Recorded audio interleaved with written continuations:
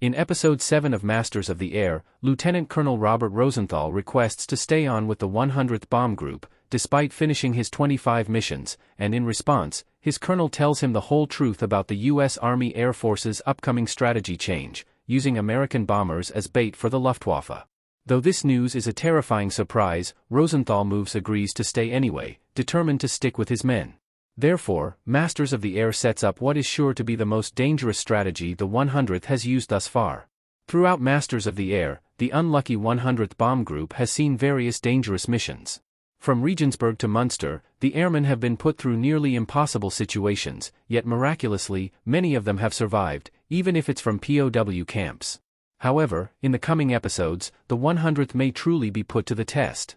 Rather than targeting factories or German cities, the 100th will have a new goal in mind. And though it will help the Allies win the war once and for all, it could mean some truly terrible fates for the men of the 100th. Using bombers as bait was part of the US' bigger plan to destroy the Luftwaffe.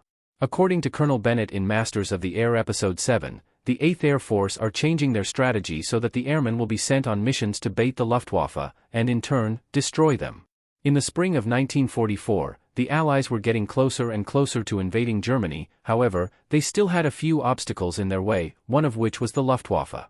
Therefore, the U.S. Army Air Forces implemented some new tactics. One such strategy, which was mentioned in Episode 7, was the use of P-51 Mustangs. These fast-flying planes joined the ranks of the 100th's typical B-17 bombers and offered them cover and protection against the Luftwaffe. But despite the Mustangs' positive results, the U.S. Army Air Forces needed another push. Therefore, they decided to use their own bombers as bait to get the Luftwaffe in the air. Once there, the Americans could focus their attention on taking out as many Luftwaffe as possible. Using bombers as bait was successful, and resulted in fewer Air Force losses. P-51 Mustangs Masters of the Air. Despite how dangerous this plan sounds in Masters of the Air, the real-life strategy was very successful. With their attention fully on destroying the Luftwaffe, squadrons like the 100th were able to send their fighter planes ahead to shoot down the Luftwaffe where they found them. Rather than playing defense as they did in the past, the Air Forces were able to come out swinging right away, taking the Luftwaffe by surprise. Ultimately, this strategy helped the U.S. Army Air Forces immensely, and the same will likely be said in Masters of the Air.